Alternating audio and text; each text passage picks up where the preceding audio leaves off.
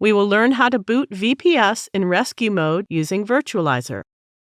Rescue mode can be used for data recovery, repairing your OS, and different other purposes. Click the Manage icon of the VPS to which you wish to boot.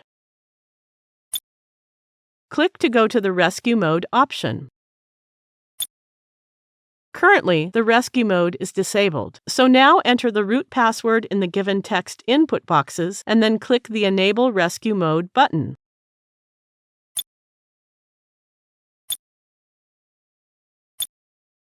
The process has started and it can take some time to finish.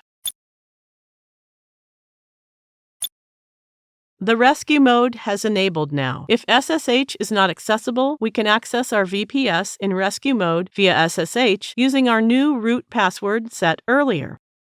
We can access the SSH from VNC also. I will show you how you can access it. Let's click to open VNC and launch HTML5 VNC client.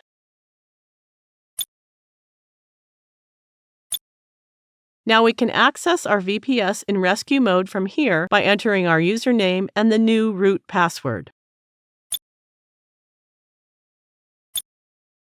By clicking this Disable Rescue Mode button, we can disable this mode anytime. Thank you for watching.